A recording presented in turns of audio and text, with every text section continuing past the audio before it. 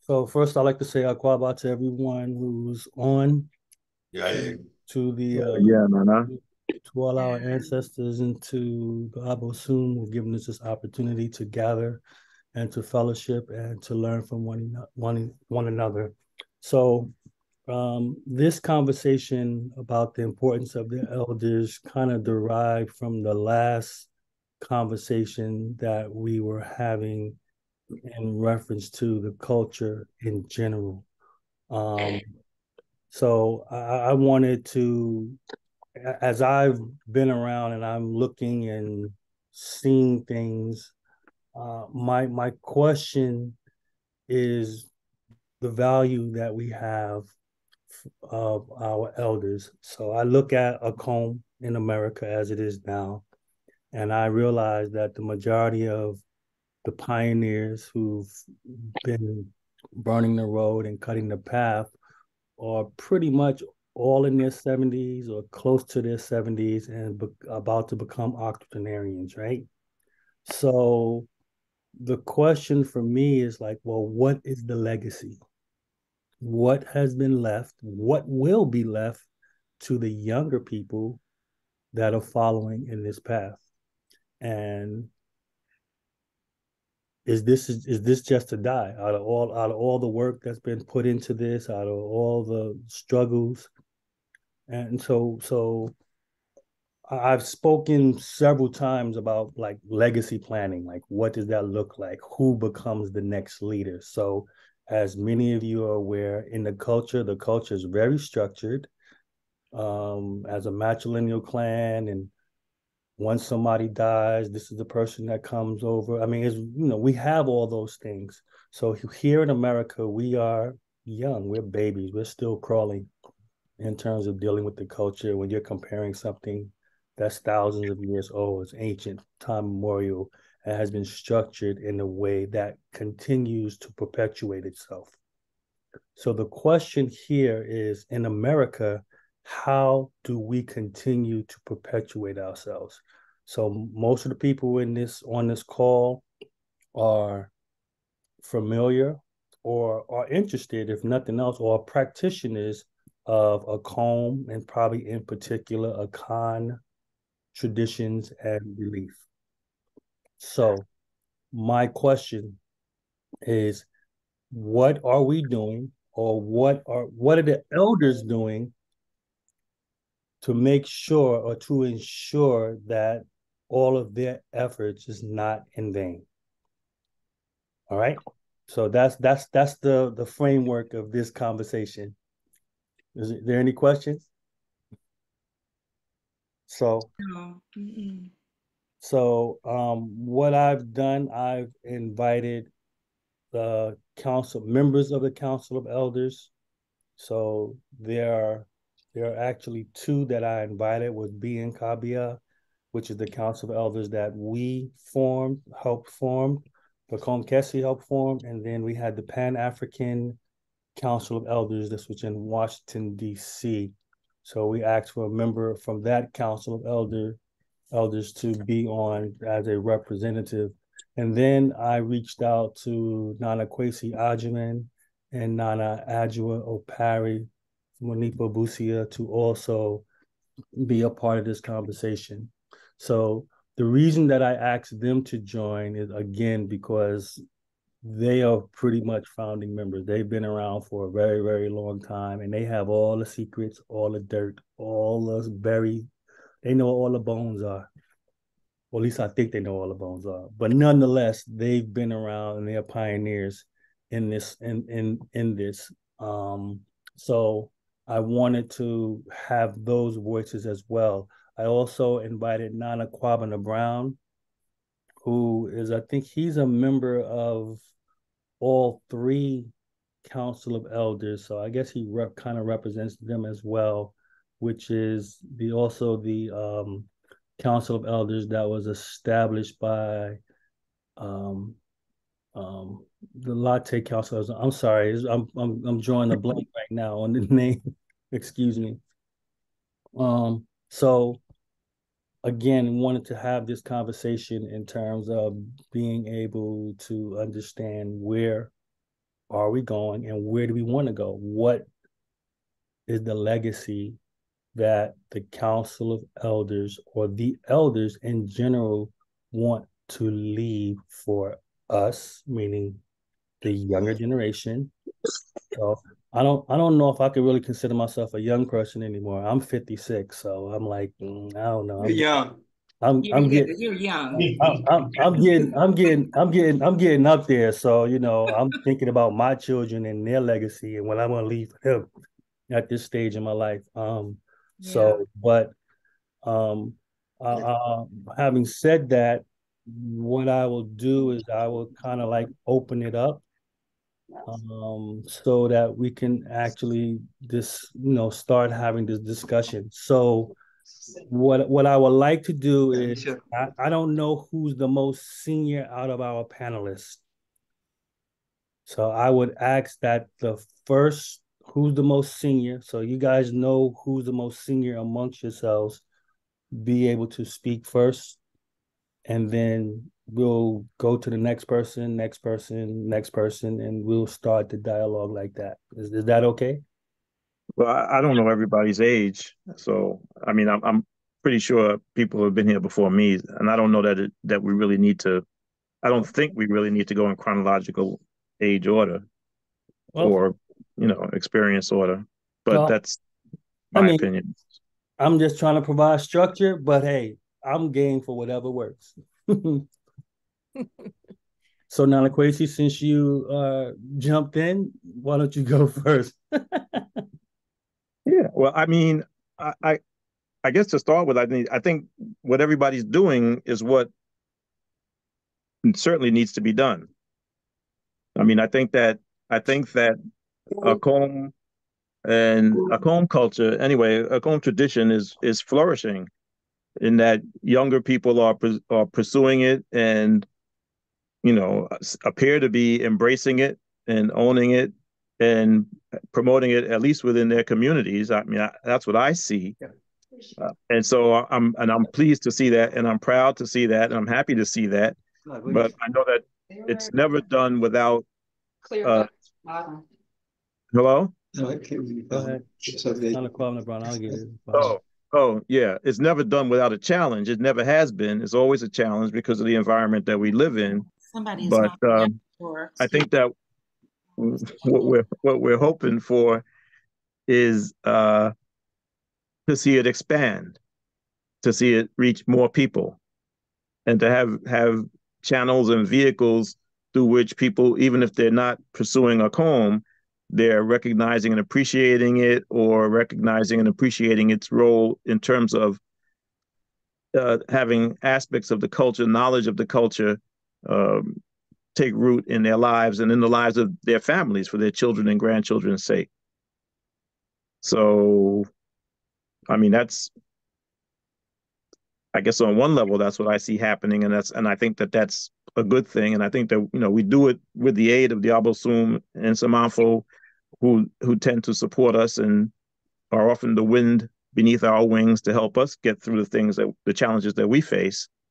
But if you look around the room, um, 30, 40, 50 years, the consistency is here. The commitment is here. And in answer to the question in terms of what is one of the values of elders in the Akan community is that, we serve as an example. And if we preach consistency, we have to demonstrate consistency. And then our lives become examples for younger people to observe and approve or disapprove. It can be good or bad, but I mean that's basically what we do. And I think that's the same in every culture, in every society. That's people look at the elders and see how they live their lives and see if they find value in how they've behaved and what they've accomplished, what the rewards they've reaped. So that's all right. So who's next? Because I can talk for a long time, and that's not going to work. Greetings, everybody. How are you? Hi. Hello, how are Hello. you? this is a very good seminar for us, to be in. And thank you, Nana Ansa, for inviting me. If you look in your chat, I've said that I have something I want you to see. I guess you can click on it so that you can see what I'm doing and what I'm thinking and how you build and pass down generational wealth um, going forward to family and the community. Okay, well, we'll talk about that. I know you sent me something and I did respond. And so we'll talk about it more. And that's something maybe I can share or have you share at another time. You know, If you look in your chat, it's something different than what I showed you. This is actually what I think and what I am doing that I want to share with you. okay, most definitely. No, I want to share it with everybody. It's in the chat. All you have to do is Oh, click on the YouTube. Well, we're doing a seminar right now. And Oh, okay. so, I thought you yeah. were asking what everybody was doing and Oh, what we thought. So that's why I put it in the chat. oh, I see. Okay, well, thank you for that, and we can revisit that. I'm sure Kwesi Amoa, Yeah. she sent something in the Yeah. chat I that see she I see it in the chat, so yeah, I could take a look at it and possibly right, yeah, so that's exactly. fine. One of the things that I think is most important that is occurring in our I community. just turned. Hello? Hello? Yes, we're here. Oh, okay. One of the things that I think is most important, and many of our children have participated. In fact, two of my grandchildren just left something. My grandson participated in a rites of passage program, and he thought it was most important.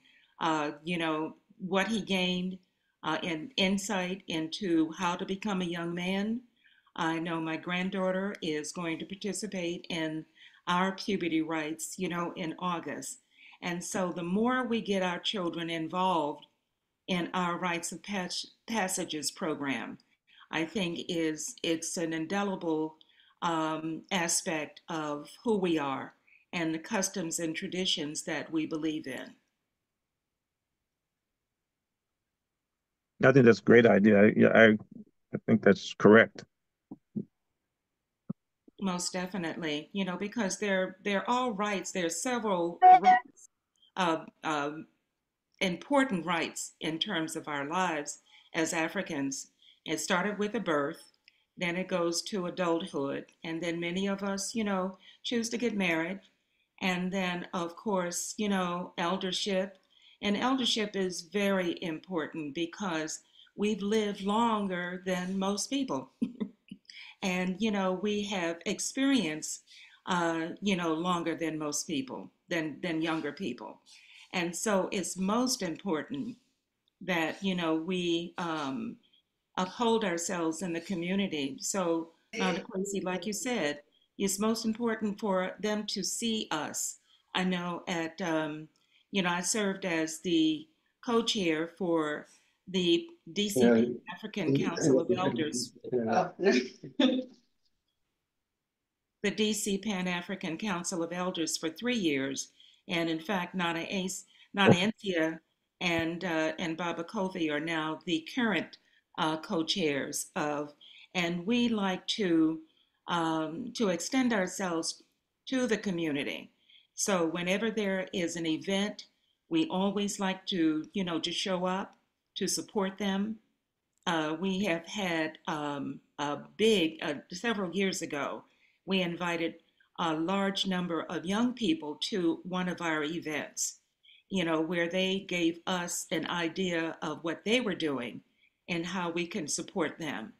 So, we're trying to do as much. And I know Kofi is a member of trying with Baba, what is it, Kaumba, in terms of stop the violence in our community. So we're trying to let them know that we are there. We do support them. I wasn't able to go to one of the last events that was held, but I think Nana Encia was able to go, and she was able to speak to a large group of young people. And I agree, Nana Kwesi. I think that that our young people are beginning to understand the power of the Abasun and Insamafo. We've had several young people to move to and young priests to move to Ghana and to live there and to establish themselves there and build houses there. So, and I know a couple of years ago when I was in Ghana and I celebrated my birthday there, your son Nana Kwesi, I mean I love him, and he lives the culture each and every day, and I'm so proud of him. And so many young people are beginning to find their ways, in Ghana. And like I said, not only just to pop in and pop out, but to actually, live there and to establish themselves there. We, our whole family, several years ago, went to celebrate a young man who became a priest, and so and I think that as other people see what's happening, more of them will be inquisitive and ask questions and get more involved.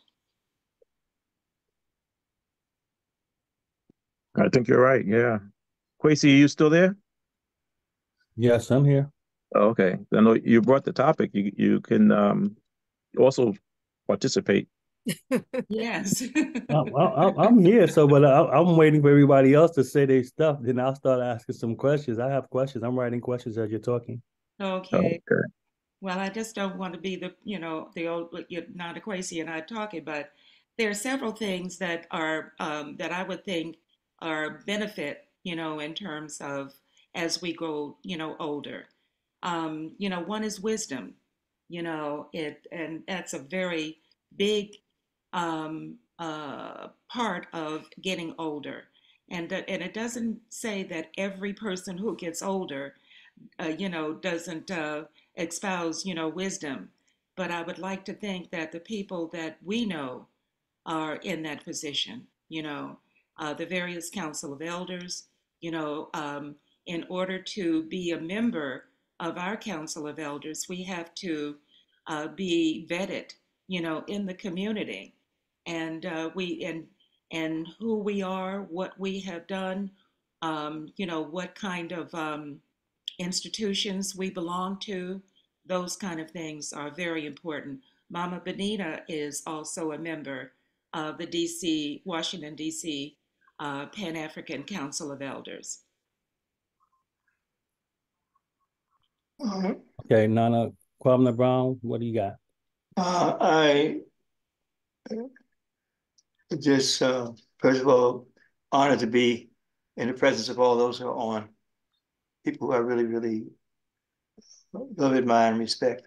I would like to see us do, um, in addition to our different councils that we're involved with, is to come back and take a good look at um, eldership as being an extension of the rites of passage. Hmm. Yeah, I mean, it's the next step that's done in traditional cultures, and to take a look at the knowledge, the information, um, the behaviors which are expected, and to and allow ourselves to really um, do something along those lines. You know, and I think it answers your question, Nana, question more in terms of what can the future hold? Well, the way it's done in traditional societies, you do your various rites and rituals that take you to different points in life. And eldership is one in which there's preparation, there's um, testing of the information that's given, and where that rank is recognized throughout the community. So I think it's something we can really, and then that's something that passes on, because what happens, of course, is that you have to keep initiating people into that specific, particular ritual, into eldership. And there's always people coming up that line, always. And I mean, and that carries us into the future. Yeah. Yeah. Mhm. Well, I agree with you, Nana. There are four basic rights that we live by, rights of birth, rights of adulthood, and then, of course, you decide to choose a mate and get married. And but the eldership is um, is very important, and then of course the last right, of course, is after we pass and become ancestors, so it's very important. All of those rights are important, but I would think that being an elder it has its benefits, definitely. I'm going to read something and maybe Nana Adjua. no, go Okay. ahead. Mhm. I'm sorry, Nana Adjua. Yeah. Well, I agree with Nana Kwesi Adjeman when he said that we are all here to be present, to show a presence for the youth of our community, to complete a community. And especially, I know, Ansel, you spoke about Ghana and people moving to Ghana and living in Ghana, but I especially feel that our presence here is of great importance here in the United States. I think part of our duty is to provide a place for a comb, for one thing, to be able to help people to carry it forward. And we have children who are now adults and parents themselves and have children, and those children are coming along. A lot of our children grew up in this culture, so they have a certain attitude toward their elders. But when you go out into the larger community every day, you realize that all children don't have that respect for their elders. They don't often sit in one room with the elders. The give and take and how to behave amongst the elders sometimes is a lost cause for a lot of the youngsters in the larger community. And I think that a lot of our purpose here in the United States is to have our community go back, our African American community go back to that understanding of their culture and of who they are and where they should be going for the future. So, Yeah. so my question. So as I've heard everything, um, that has been said by the panelists, my question is futuristic. Like, what is the expectation? So I understand from what I'm hearing, the consistency, being present, things of that nature. What I want to get a gauge of is like, what is that expectation? And then centered around that, I also want to understand the authority that comes from as an elder. Like, what do you believe that is? And how is it wielded? How do you enforce that authority as an elder? Well, we first have to start with our children, our family and our family, and then it grows from there. So the expectation. The expectation is that our children realize the importance of the Abasun and Samafo. I remember when Ama and Yao, when they were younger, Yarajua and Yayansia, they used to hold their own little combs, you know. And so our children don't see enough of that.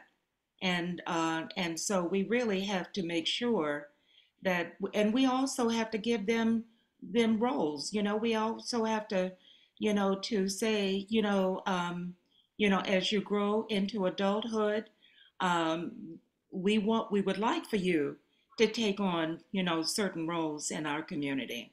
So And, it's so very is important. that being done? Because that speaks to the whole piece of legacy planning. I mean, I when I talk to different shrine houses or folks in terms of legacy planning, who would be the next leaders, I have no idea in terms of what that looks like and who that would be, because nothing has been said. Nothing has been said from the elders like this is the person who will sit in this stew when I'm dead and gone, or this is the person that I want to be. So I've not heard that at all.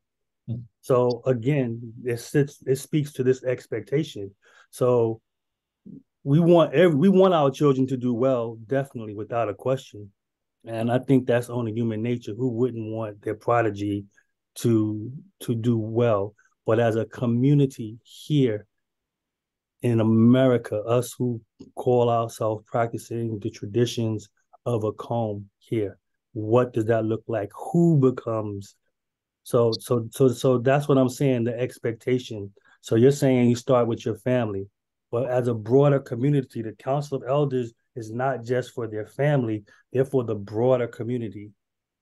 So yes, you start with your family. Go ahead. I'm sorry. Go ahead. Pacho, uh, Dr. Moore, may I speak? Sure, please do. Okay. Um, I think this is a very, very important question that you're asking. And I think that the answer to the question is already there. We just are not familiar with it. Okay. So from where I sit, the answer to the question lies in having a fuller understanding of Ghanaian culture. Because I think one of the problems that we on this side of the diaspora have is that when we were brought here, we carried our spirit with us. We carried Akom with us, but we did not carry the family structure with us because we weren't allowed to carry out those things. We were not allowed in slavery to have the different positions, the different roles, the different things that help to perpetuate the culture and the community. We weren't allowed to bring those things here with us, and we had to do whatever we could to maintain them undercover. Now, we went back to Ghana and we adopted Akom culture, but we only looked at the spiritual part of it in terms of the deities.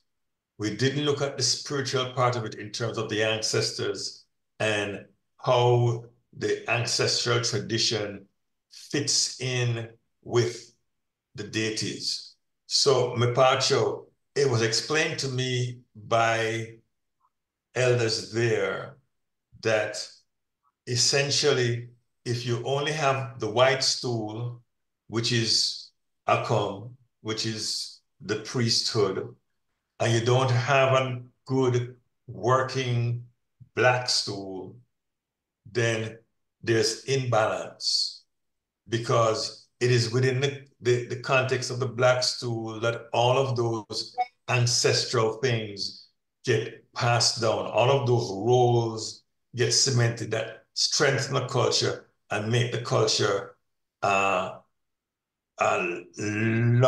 lasting. I don't know if people have had the same experience that I have had.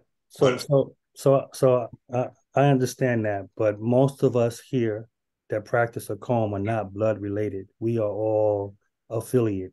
Yes. So let me help with that. Okay.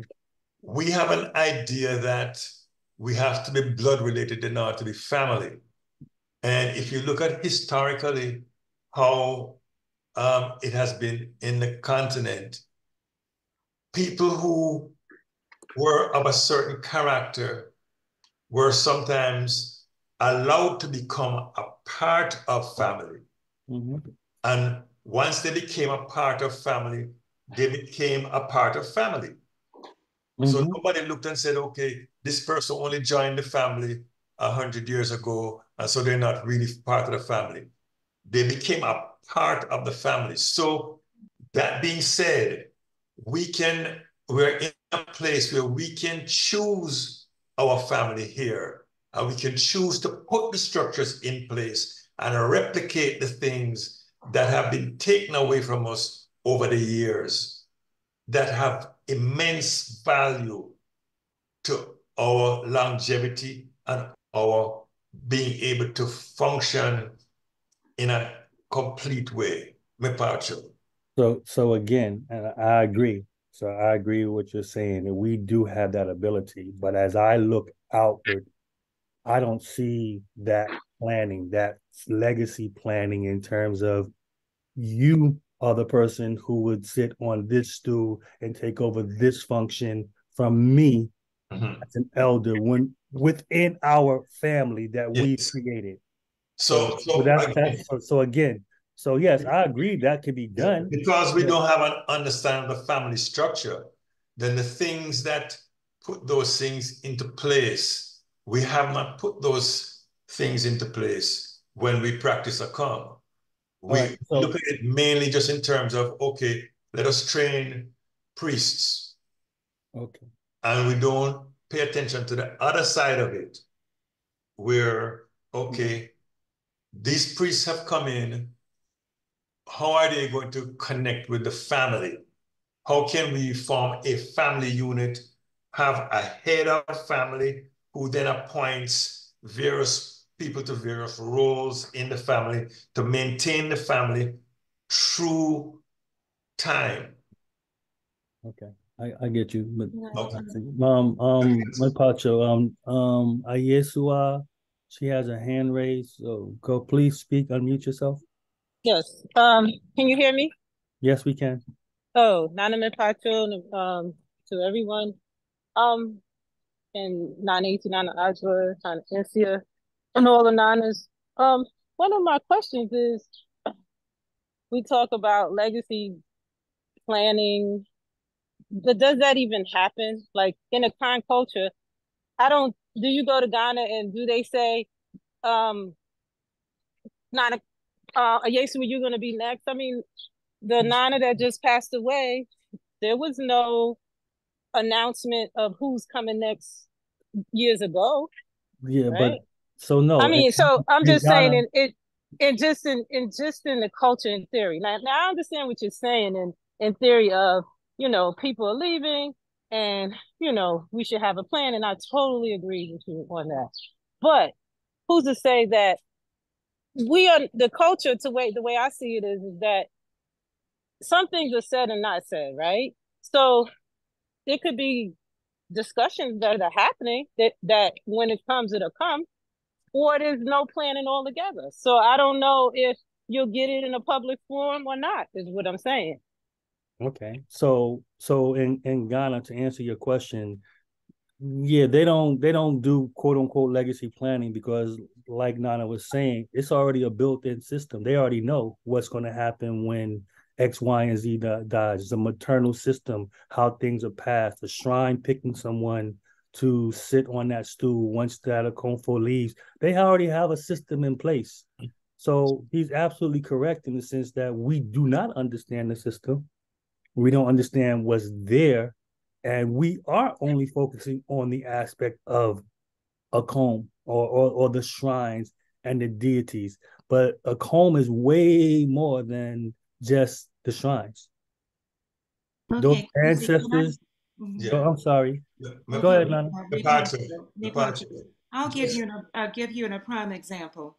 You remember Achime Osei Kofi, all right, he was the Achime and he passed, rest his soul. He was magnificent. My son is now the Achime. Yao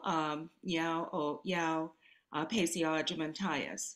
And so, there was that continuity. Now, of course, he's not an Akomfo. He is an Achime. And so, if, and younger people see that and see that, whenever there is a festival, wherever there is an Akom, a large Akom, he is there to open up, the festival by announcing, what is going to happen, who are and who is being honored, what a deity is being honored. So there is some, continuity there, and again, there, he's not in a Akomfo, he is an Achime. And so there was that continuity from Osei to Yao. So, Mpacho, this speaks exactly to what I'm referring to, because here in the Americas, the shrines are treated like they belong to the priest. In Ghana, the shrine belonged to a family. So when their Akomfo passes away, the shrine is going to decide who next is going to come and sit on the stool. It may not be somebody in that family. It may be somebody from some different part of the country that the shrine says, this is who I want to come and sit on the stool. The family then has a responsibility to do all the things that need to be done for the shrine, because the shrine belongs to the family. It doesn't belong to the Akomfo. It's different. Here we think the shrine belongs to the Akomfo. And because of that, what Nana says is that when somebody passes away, if the family is not there to step in, then the person passes away, and then what happens to that shrine? On the continent, the family is going to make sure that they take care of what rituals need to be done. They do whatever needs to be done so that the shrine can continue. The shrine is going to choose somebody else. So that is the way the succession is going to take place. The shrine is going to dictate. In some instances, the family head is going to dictate who is going to step into a particular role. It just depends on what the role is. Mpacho. Excuse me, Nana Sechi, are you online? I see your name up here.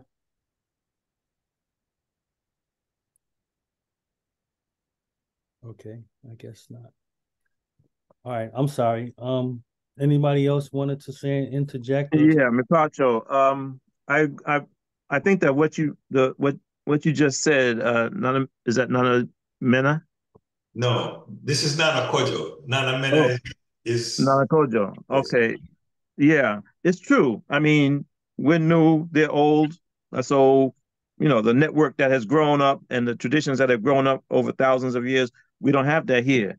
So it's really difficult to compare how those things happen here and how they would happen there.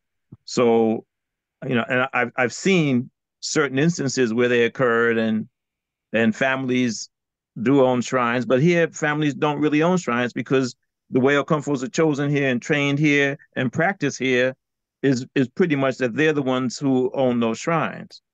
It's, I don't know how it will be another generation or two generations, whether people will continue to pass shrines down in their family. I think that remains to be seen. I think that's a worthwhile goal, and it's something that we should work towards and try to encourage. But I think that we don't have that right now, or we haven't had that right now. So I think that the difference is that it is kind of important to try to determine or think about how Akomfos who have shrines are going to pass them, or if they're going to pass them, who's going to assume them. That may be an individual situation that you have to say, these are the people. I know of one Akomfo who is alive and has a number of shrines in Ghana, I mean, and has made an arrangement with another Okomfo to take over a particular shrine when she passes. I mean, whether that will happen at the time, if and when she passes, God hoping it doesn't happen anytime soon, it remains to be seen. But that's something that an agreement that she wanted to make. And the person that she was choosing is also an Okomfo and also possesses that particular Abosun. But I've seen other situations where a young man had the Tigray shrine in his family. He got possessed by different deities, and then I happened to go with him to see. I just met him. I happened to go with him to the village where his family was. There was I was there for like 2 days. They were arguing back and forth about the deity was claiming him, and he didn't want it, and he didn't want to stay there. But they had a business. Their shrine was a business, and so they had family members who owned the shrine and were running it and needed somebody to sit there to make it continue. So there's different circumstances that are going to come up and different situations and those are just two that I've seen. So I think that that's true. But I think right now the thing is that people who are Okomfos in America make an extra special kind of commitment. I think the climate here is hostile towards what we're trying to do. And I think people here have made a special commitment, and that it becomes a matter for them to align themselves with who's supporting them and make determinations that what they would like to see happen, in consultation with their shrines, and make those arrangements for themselves. But I think that failure to make that arrangement can be very, very problematic. But I'm not the one to define that. Each person kind of has to read that matter or consult somebody who can read that matter for them. I think another distinction is that I think you made the comparison of the white stools and the black stools. Right. And you're right. That's in the issue of chieftaincy, there are abusia that they know who are the candidates who are eligible to inherit. And then they'll have their election and they'll have their discussion, after the funeral, and try and determine who's going to inherit that position. Again, we don't have the network that they have. We haven't grown that. It would take several generations of children, grandchildren, and great-grandchildren who are committed to living a certain lifestyle to be able to replicate that. In the interim, we have to try and feed the culture itself in the communities where we live and hope that it expands to include more people other than the ones that we give biological birth to, but people who have a common understanding, a common belief, and the same sensibilities that we had that made this culture attractive to us. There have to be millions of other people around us who would feel the same way.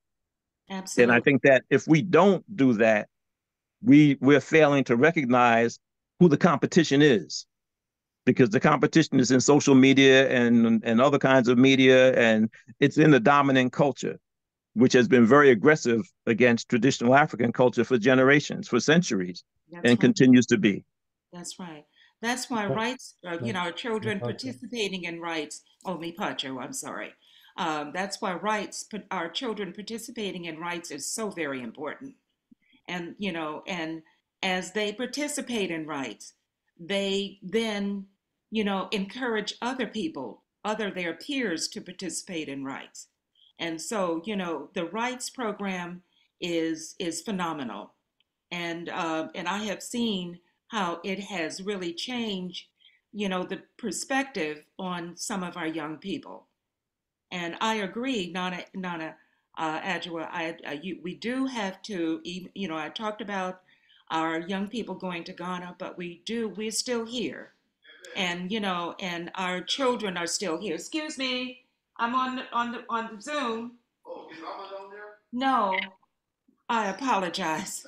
Our children are, they see, the other children, and there are rights and programs that are participating not only our rights, but in other institutions as well. And so, you know, the rights programs are extremely important. Nana Sechi, go ahead. Sorry, I had some challenges unmuting myself, but I'm here. So you were calling upon me? Yeah, I was asking you to chime in terms of reference to the whole structure that Nana Kwabena was speaking of. This is Nana Kwabena, right? You talking about Nana Opara? Nana Kojo. I'm sorry, is it Kojo or Kwabena? Nana Kojo. Kojo. Okay, Kojo. Nana Kojo was speaking of. So I just wanted you to comment or to bring your perspective into this whole thing. Well, as I assume everyone knows, I was trained in Techiman, and pretty much that has been all my perspective in terms of Akom and also lineage. Akom in our tradition is passed down through the matrilineal group, and the bosom is attached to that. No two person outside of the family can possess that same bosom. Meaning, I possess my bosom Kwabena Bana, nobody else in this world can possess it but me, because it's attached to my bloodline. Just like no one can give, other than me, can give birth to my own children. The reason why that is because the bosom is given birth to a mother who gives birth to the bosom, and it's passed on through the bloodline, and it's passed on subsequently then. That's why you find a lot of shrines in Techiman that don't have a komfo, because no one in the bloodline has come to accept it. That being said, that two ways and by which that takes place. Yes, the bosom can choose one when the okomfo or bosomfo passes, and then the family can elect a member. Both are acceptable. The bosom will not reject either one. It doesn't mean the bosom always have to choose the family. The family can go to the bosom and say, this is our candidate, very much the same way that you understand how chieftaincy comes about. The queen mother, you can't have a king without a queen mother. It's the same with the bosom. They're consistent in that. So I can't speak for other traditions and how they do it and what their worldview are.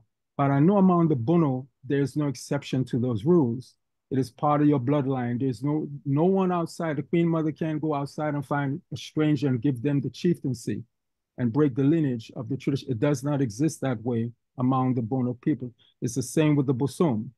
So that's how that heritage part. Of course, we don't have that structure here in terms of that kind of descent and inheritance, but it is something to think about if you choose to go that route. I find that to put in place, if you want to practice Akan culture, there's a lot that we have to take time to put in place and be consistent about it, meaning we have to get a Ohima, a queen mother, then we have to learn so much of what is involved in the culture and be consistent about this and not deviate from it. And I think we need time to do that, put our heads together and say, okay, what are we truly committed to as a people, or are we going to just improvise? And I find that right now, from how I was trained and how I brought him, you know, there's no exception to that rule. And in terms of learning the culture and everything, there's so much that we have to take time to study. You know, the Abramo, the Sisidra, the Chamio Puma, Adinkra, Emer, Proverbs. There is so much, and all of these things come to contribute to the culture itself and gives knowledge. And so I think we have to think about that. And most of our language, that's crucial. There's no way I can practice Akom and not understand the language of the Bosom and work within that. And we have two forms of language, the proto-language and the vernacular, the language that which we speak. That's why you have Ochami, because they interpret in that language, which is very metaphorical, which is archaic and very symbolic. And for all of us who in Akom knows this, that we don't say Ochami, that's a modern term. You know, interpret as a modern term. The Bosom said, my tongue, Ketrama, because to him, that's what speaks. And this person is my tongue speaking on my behalf. And another role, the same with Ochami. The Ochami is passed on through the bloodline.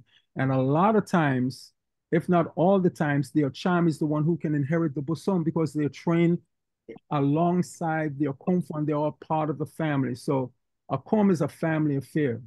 And it's truly guarded and they do not let outsiders come in and take over that or circumvent it. It does not exist.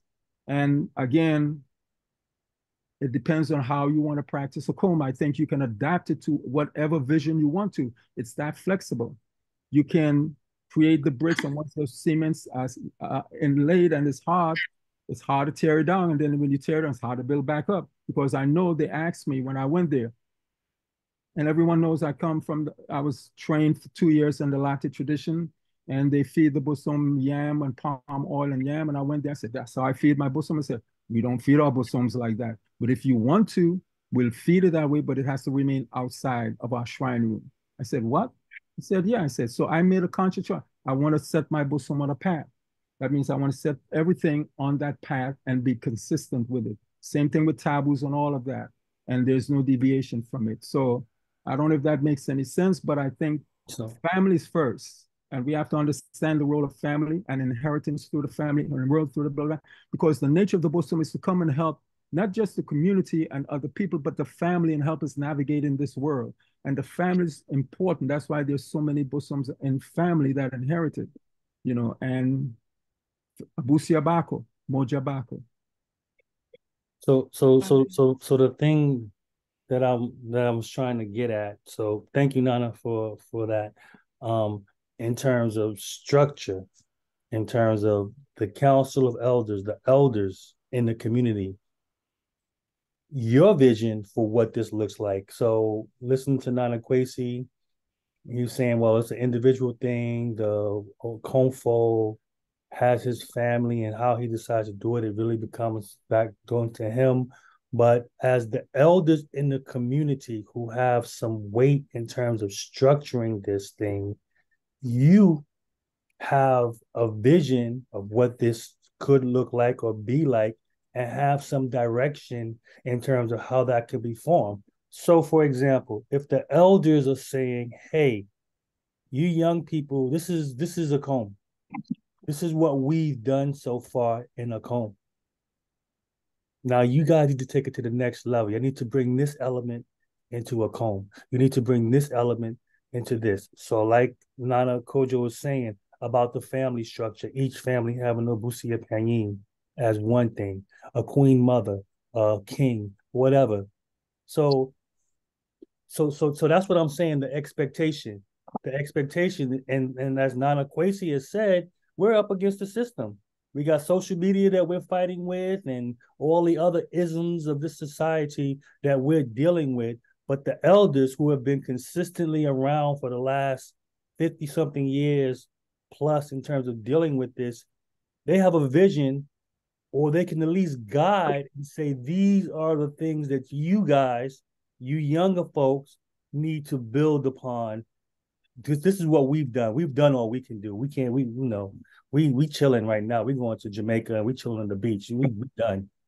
But you got to do this. So that's what I'm speaking about when I'm saying, what's that vision? What's that expectation? Because if you leave it up to us, then we're just going to be in survival mode, just trying to do what it is that we're trying to do to survive in terms of this society, because that's how the society keeps us running.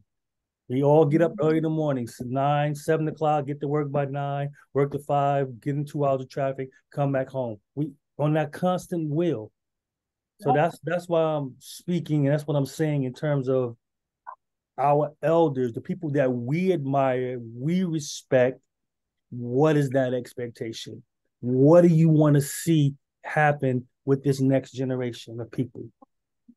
All right, Mi Pancho, the DC Pan-African Council of Elders are not all, they're only, just a number of us that are Akomfos on the Council of Elders. These are individuals who have become, very important in the community in terms of their vision, what they have contributed. And we're doing what's called a elder project, where each member will then, someone will sit with us and go over everything in our lifetime and what we project and see for the next generation.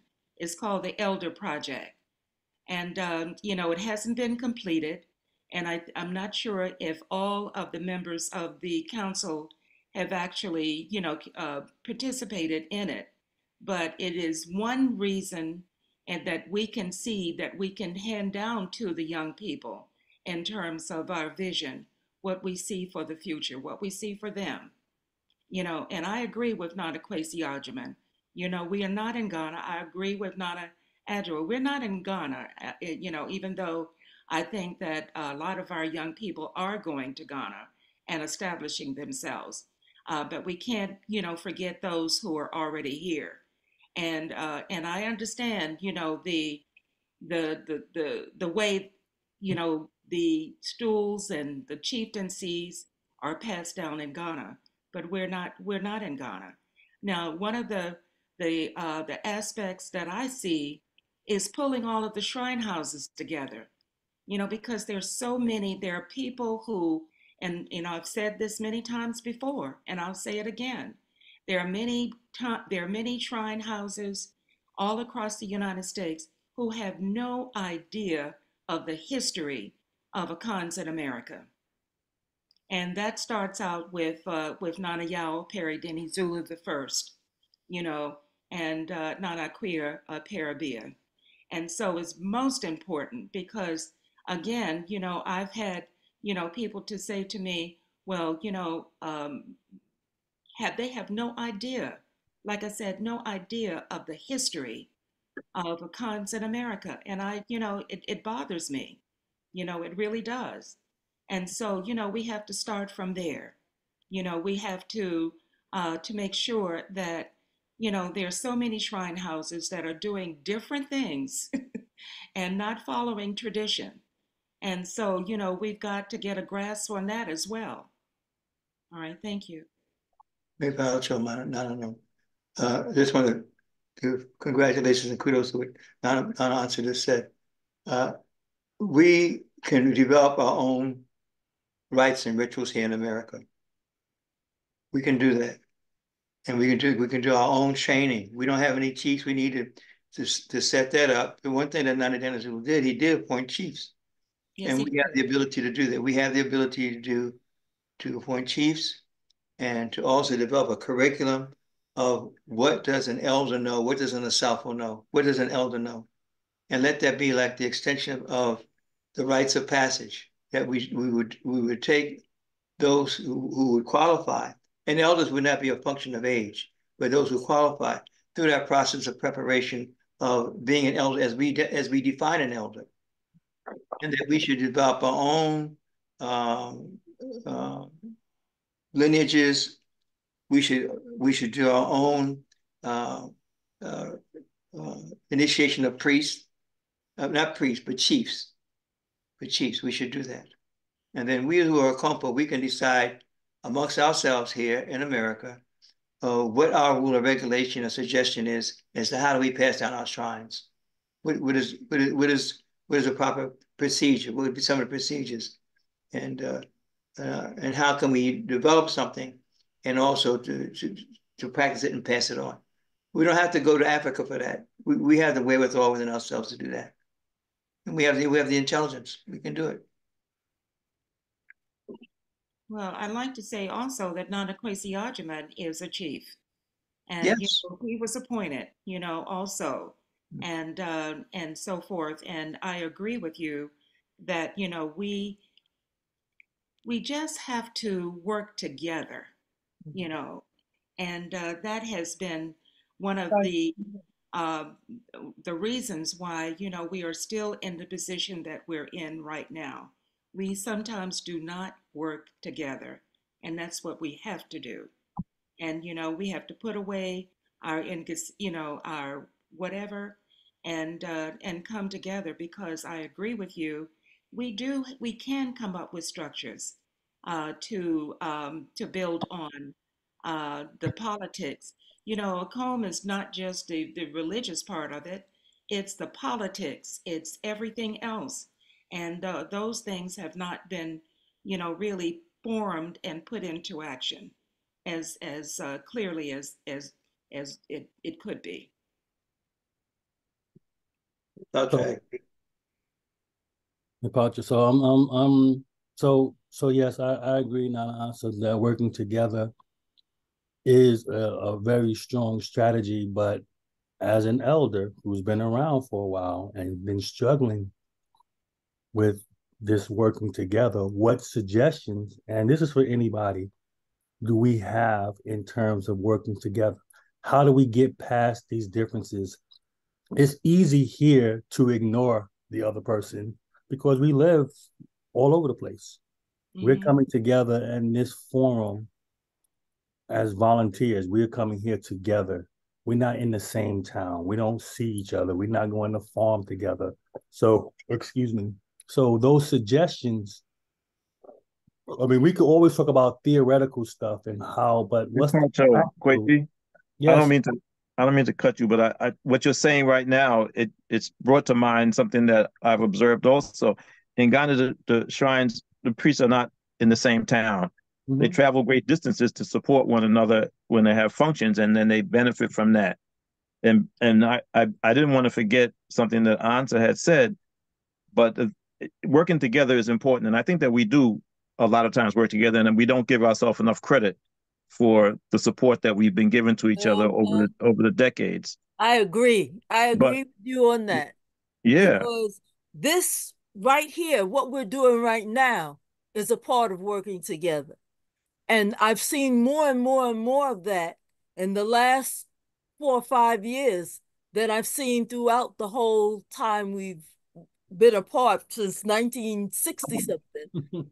I've seen more and more of that, and people scattered farther and farther apart. And with each generation, sometimes we get further apart, but we seem to be able to come together and do a lot of things together, to sit down and talk together. So I think we're at least moving in that direction. I agree with you on that. Darcy, I think that it's important that we emphasize that, because of too many times is, I don't know if it's African Americans or whoever, that we tend to put ourselves down because we focus on our weaknesses and our failures and never on our achievements and our strengths. And this has been, that's why I was saying 50 years, look around the room. I mean, how many people have been here for how many decades, in spite of the forces that would try and pull you away? I mean, so this itself is an accomplishment. So I think that we have to acknowledge that.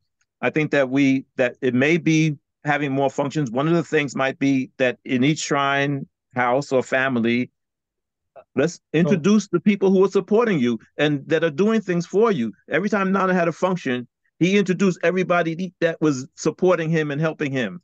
He never failed to do that, and it was always very important. And I think that would be one way, Kwesi, in terms of what you were talking about, in terms of the inheritance, that sort of family structure is not necessarily blood related, but who is supporting this Okomfo? Who is supporting that Okomfo? Sometimes we know and sometimes we don't. But if they are introduced and applauded in public, it helps to define those functions in those positions. And the other thing, just let me finish one more thing. There's a lot of people on here that I didn't realize, because on my phone I only saw like 8 people. But then I scrolled and I see there's a lot of people here who are not talking, who might want to at least contribute something or have their voices heard. Madasi. Big Pacho, I'd like to comment on what we're talking about. One of the things that has been important to me in this journey I've taken is understanding what is important. And the first thing I found to be important is know who I am, know where I stand, know, what that's all about. And then the second thing is to understand who you're dealing with. Now, the shrine helps me on both of those things to gain understanding of who that is and who I am and who that is. But when you know these things, everything else is easier, because you know what your mission is. You can look for that mission, a mission in your children or whoever's around you, whoever comes to you for advice, you can help them shake that. But if you don't understand yourself and if you don't understand who you're dealing with, then if you don't know them, you can't understand them. And you have to kind of try to figure out, has this person come through on what he said he's going or she is going to do in the past? How long have you worked with this person? What have you learned from it? And those kind of things help and they're important in building a community, is knowing just that, because some people are just entertainers. You know, some people say whatever whatever works. Some people do all sorts of things for different reasons. And if you don't understand what their reasons and what their motives are, and what their mission is, or what they seem to be, or their mission seems to be, then you're gonna, you know, have issues. And that's the hardest thing probably, is understanding yourself. The second hardest thing is understanding who you're dealing with. And that's just been my experience dealing with the culture, is it helps me to understand, who I'm dealing with. May I say something again? Please do. I think that, you know, a lot of very important points have been made.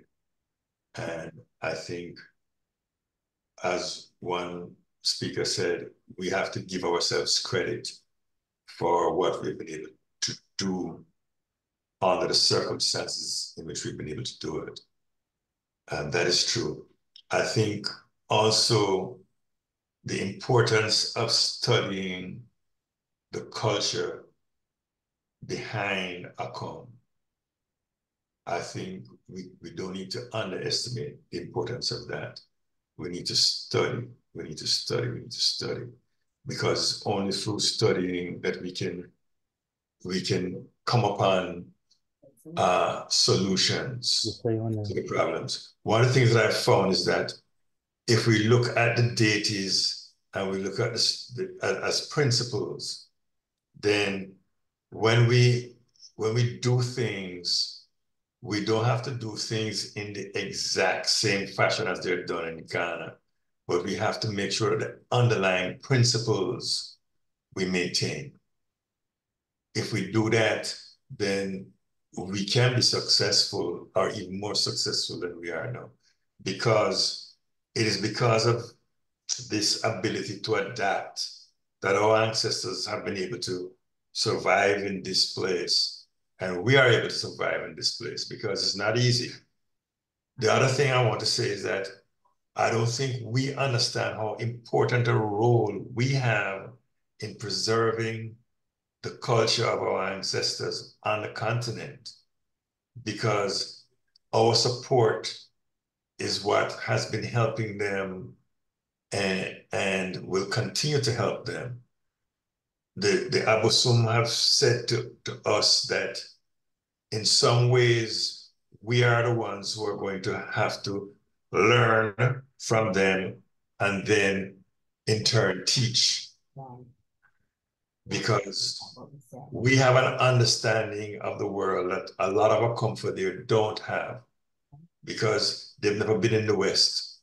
They've never experienced the things that we have experienced. And they see us as really having, access to a great amount of material wealth. And they really do understand what we go through here as human beings. That idea. So I think it's very important that we learn as much as we can about the culture, and it puts us in a better position to decide what are the things that we want to incorporate in the way that we practice, that maintain the same principles that guided our ancestors. Mepacho.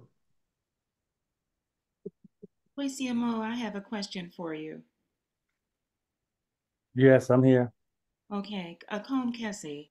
Um, Now we talked about, uh, and what you and your group, Combe Kessie, is doing, with the seminars. I think is wonderful. So I want to give kudos to that. Where do you see in terms of, we have a broader perspective. There are different shrine houses all over the United States now, which is great, because that means that more of young people are beginning to find out and participate in the customs and traditions of our ancestors.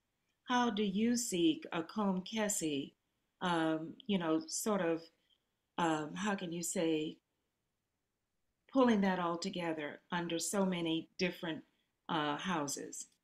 I don't. Okay. So, Mm-hmm. um, the reason that a Combe Kessie was put together so that we could have conversations like this. So everyone goes and we have a combs, we have festivals, they're praising and giving thanks to the shrines. But after that, there's no more conversations. Everyone goes home, pack up, and they go and do their thing. So a Combe Kessie was formed with the intent of having conversations just like this, those things that we're talking about that we don't get an opportunity to talk about with the festivals that are going on. The priests themselves should be able to do that. I'll give you an example. Mm-hmm. So, like, I would love to support everybody's festival. I just can't. You have a festival this week. You have a festival next week. The next person has a festival next week. The next person has a festival next week. The next person has a festival next week. I can't go to all those festivals. So I don't think I could do is send a monetary donation and say, good luck. But those Acom folks can get together and say, we all have a Surgery, which is the #1 shrine in this country. Let's have one big festival bringing our community together to celebrate this shrine. Mm-hmm. So the people here in America go run back to Latte to celebrate their Surgery Festival every year. They coming from Latte and all over parts of Ghana to do that same thing. That can be done here. But I'm not the one that's going to be able to do that because that's not my role. I've suggested it initially with the Combe Kessie. I had the idea, well, let's just have one big festival and honor a shrine once a year. At a Combe Kessie, have a festival for Surgery, a festival for Dadi Kofi next year, a festival for 98 the next year, and we're all coming together, pooling our resources together and celebrating that energy. The Mm-hmm. stuff that you would be able to do, that you have to do as an Akonfo for your shrine during whatever time of year, you can do that. But this outwardly celebration, in terms of bringing all of us together as an Akom community, can be done at one particular time. But that's my suggestion. But the Confos have to be willing to do that. Everyone wants to be in my mind, no one wants to really do that. People will talk that game, let's do it, but I don't see that happening. So my thing is, I want to have these conversations that we're not having. We can go and sing Asuo songs all day long and dance and stuff like that, but that's not helping me live and understand the culture. Just like Nana Sechi said about all of the drum text, the flute text, the Adinkra, all these other different aspects of the culture that we're not studying and learning how to live and how to be better people through a comb,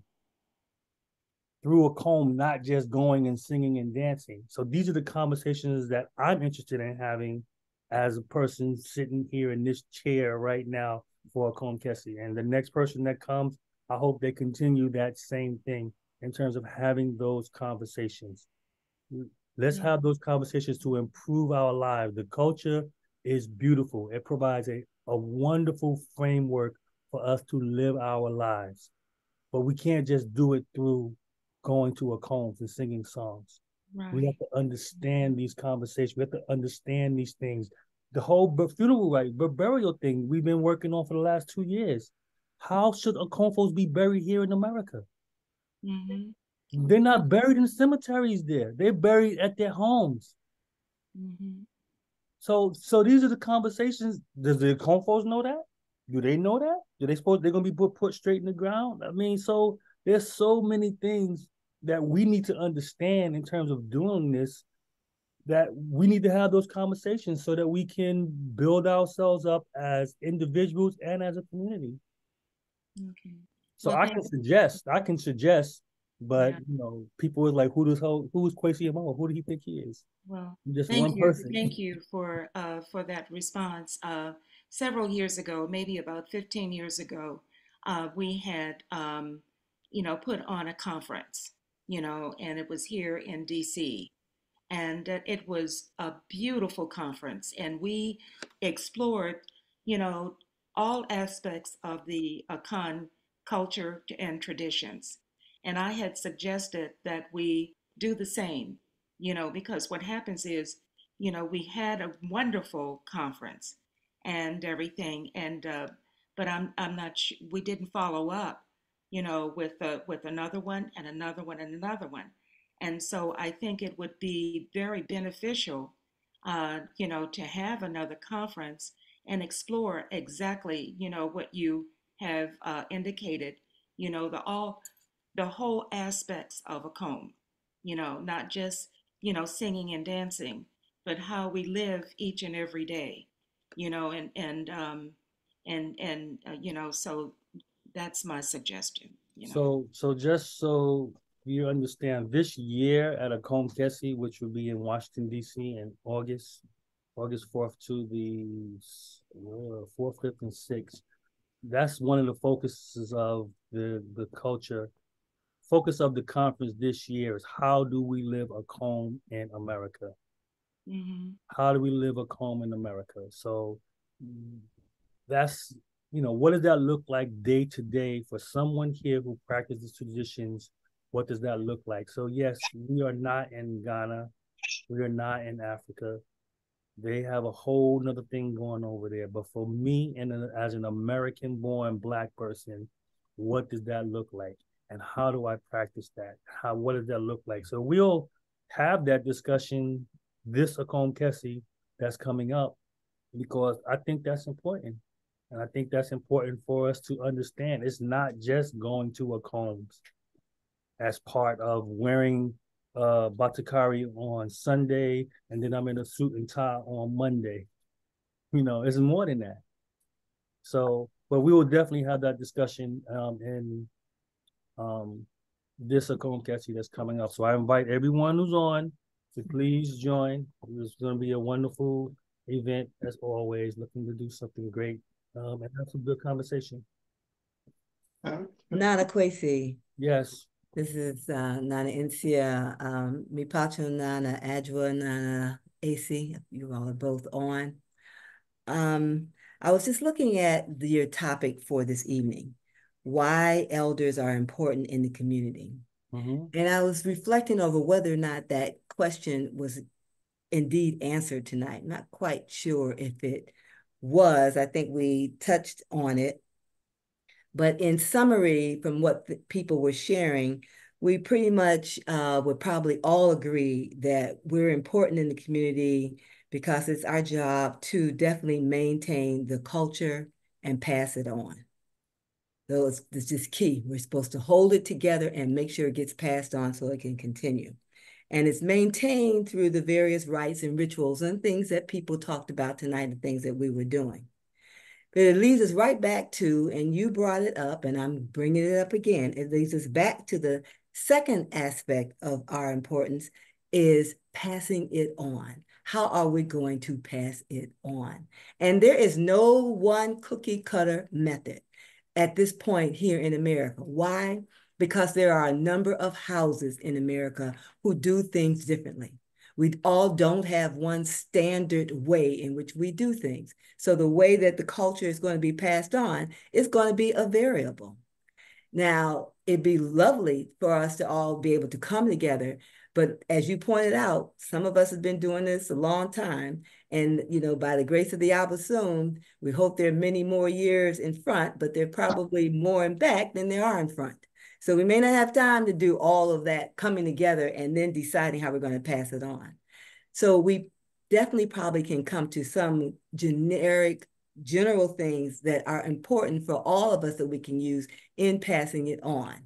And so it comes back again to that question that you put out again in terms of how we're going to do it. And I come back to it because as we, begin, pretty soon we'll be closing out here. And that's the one thing I always hate about these different sessions is that, talk, but there's no action items that are left after that, and so that's one reason why I stopped participating in a lot of these, because talk, and no action.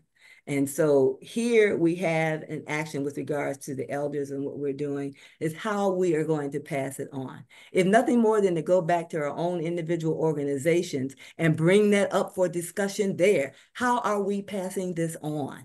And becoming very clear about how we're going to do it. If nothing more than that, is to go back to those houses, our houses, and have that conversation, because it's very key to our mission and why we are important. Because if we don't do that part, we have failed our mission. Agreed.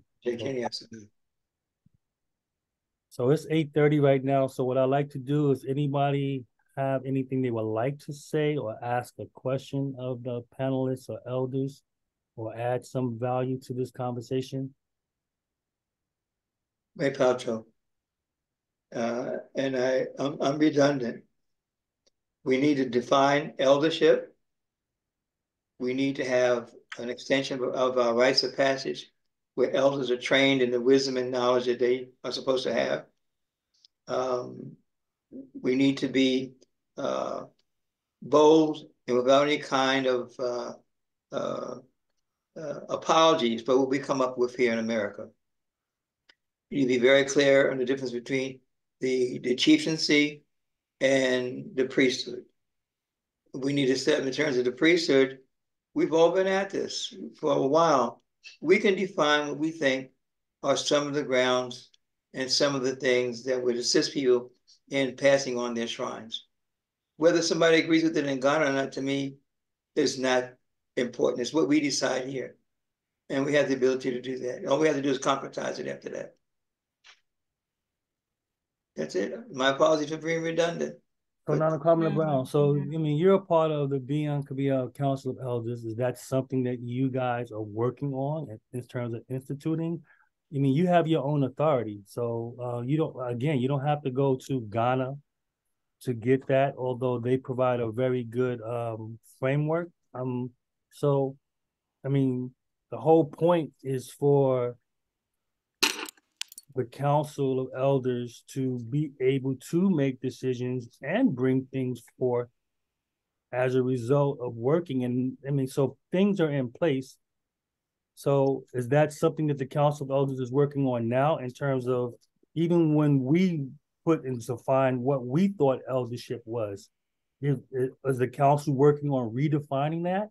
Is the council working on making other people elders based on whatever criteria that your group has decided, that council has decided? So I'm asking the question. So well, yeah, I know the question. I'm unclear. I'm just saying, amongst the people who are on this particular call are esteemed persons who were involved with African religion when I came in. They're my seniors. Nana Audra, Nana AC, they're my seniors. And I think that we have the wherewithal to sit and talk, take a look at some things which are needed, come up with some resolutions, solutions, etc., and put them in place. I don't think we need anything other than the authority that's amongst us. I do not. I think that along with Nana, who's a chief, we need to see what are we going to do about getting some more chiefs? What's the preparation? What's the authority? In terms of the shrines, we need to say, okay, with the shrines, here's a general kind of a thing in terms of how shrines should be passed. And when we come up with that, we just simply stick with that. I don't think we have to legitimate it or have it legitimize anybody outside of those of us who are on this call right now, to be honest with you. I do not. I do not. And we have to be bold enough to believe that we can do it. We are the authority. We don't have to look for an outside authority.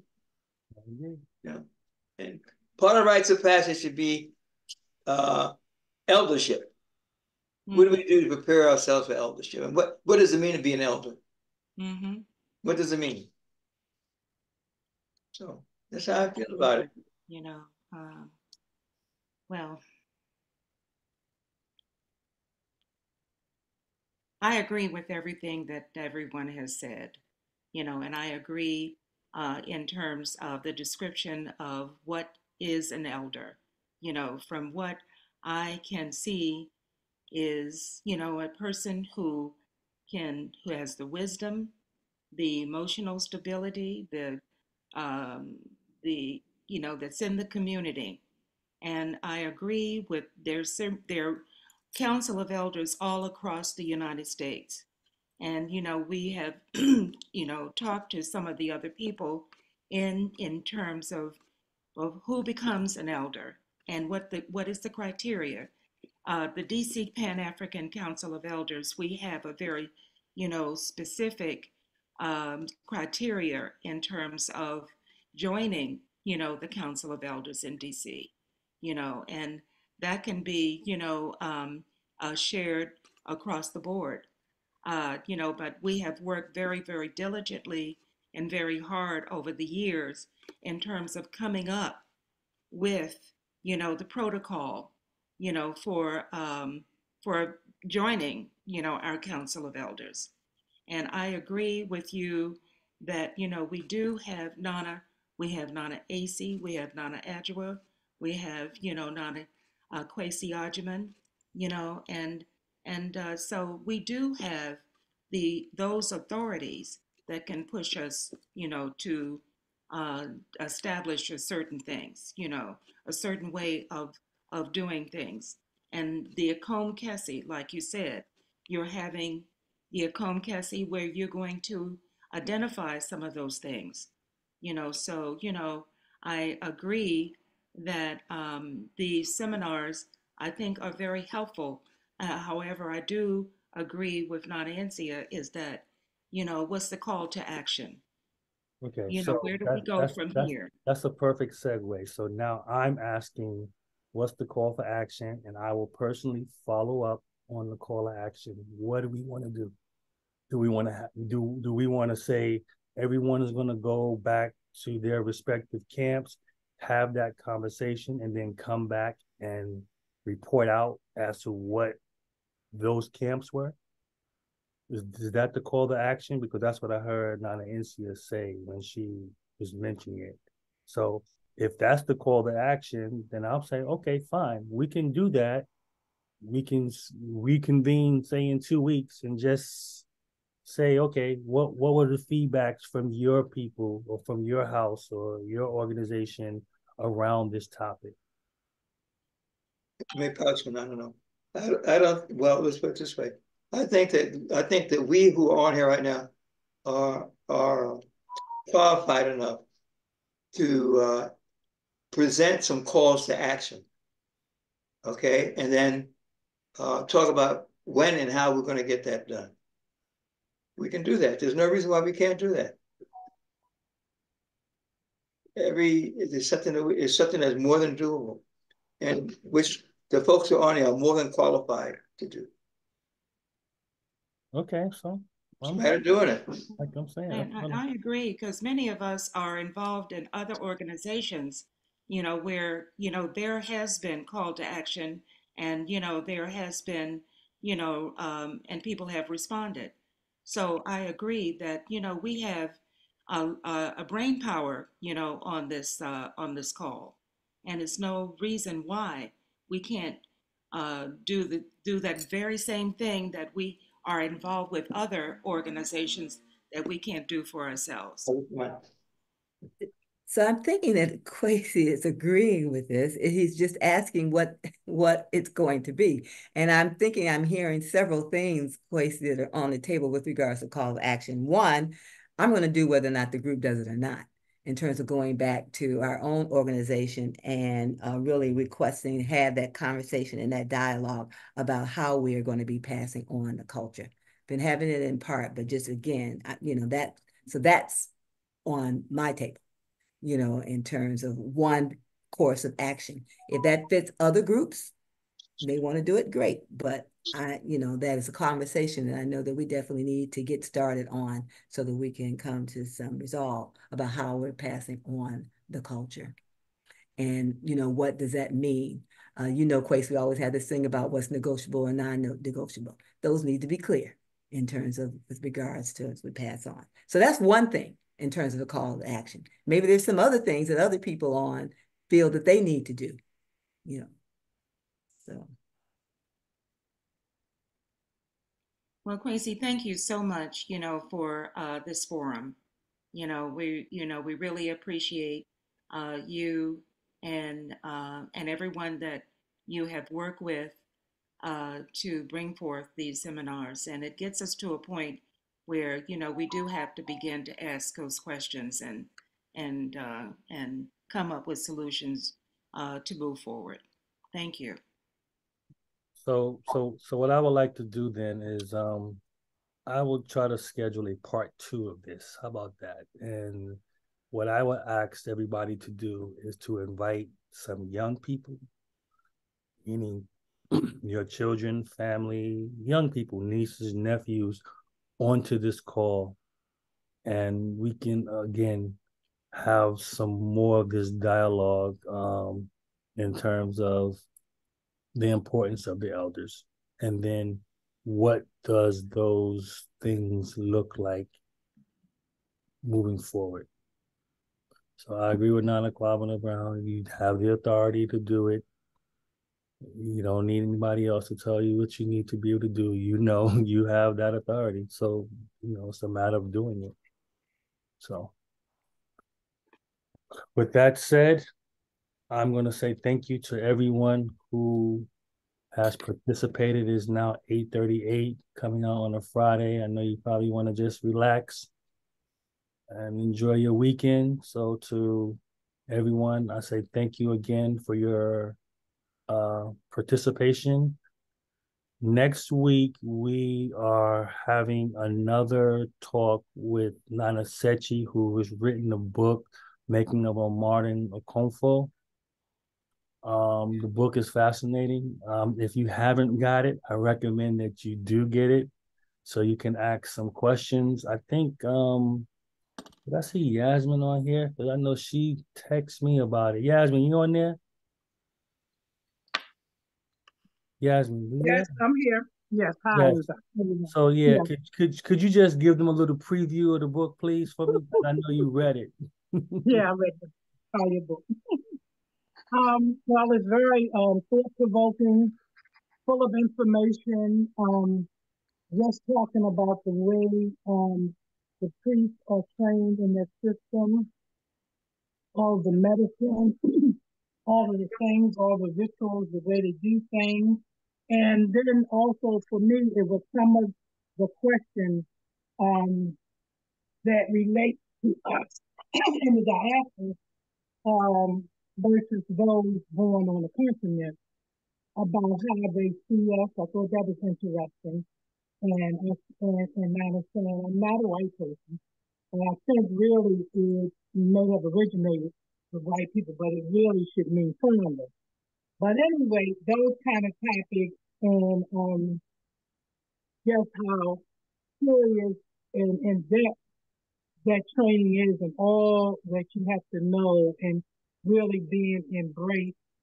And I just have to say, Spirit picked the right person for that position in that place because you really had to be very disciplined and very physically in shape to do what he did, and also just really listening to Spirit because you may start off somewhere in the spirit world and that may be a precursor and you end up somewhere else. And that's all your destiny. Other people may not even understand that. But I think it was a wonderful book. So I'm sorry, I misquoted the name. It says Becoming a Modern Healer from the Ancient World of Acome. Can y'all see the book? Can y'all see it? Can you see it? No, it's blended into your background. All right, let me turn off my background because I need y'all to see this book. This book is fascinating. Wow. Okay, can you hold it up again? Hold on, I'm going to turn off my screen. Background effects, none. All right. Can you see that? Well, it's small, so we really, if you can, yeah. Can you see that? Okay. What's the name again? Becoming a Modern Healer from the Ancient World of Acome. So where is it available? It's available on Barnes and Noble, Amazon, and African Diasporic Press. Wow. Is that right? Did that say that right? African Diasporic Press? I think that's it. But this is a must read. I'm telling you gotta get this book. Okay, and who is the author? Nana Kwaku Sechi. You see that?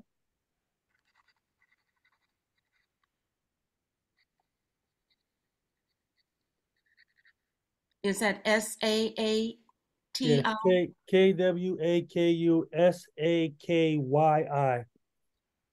And then there's a link. Nana Kosho provided a link in the chat to Compa Dapa website, or you can get it there. But next week we're doing the talk with him, meet the author.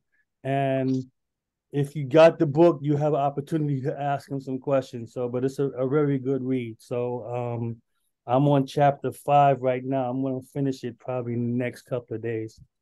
Awesome. All right. Okay. All right. Thank you. Thank you, everybody. Appreciate you. And Quincy, thank you so much for hosting this. Thank you for inviting us. Yes, thank you for convening it. No question. Just one suggestion, maybe just one suggestion. That is, I don't know if we prayed ourselves in. We did not. So please pray us out, Nana. Thank you. And I'll just say that we should always invite the other students to everything we're doing. And go ahead. Go ahead. Pray us out, please. Thank you. And I don't plan to be the one that does it each time, incidentally. Now you okay. Divine Mother, Father God, ancestors, deities, and saints, we call upon your power and spirit. We call down the Parabia, we call down the arpeggios of the first. We call all that guide us and move us forward, that we believe in ourselves and our ability to organize the religion and the culture. Bless and be behind us as we pray. Amen. Yo. Thank you. Madasi. Madasi.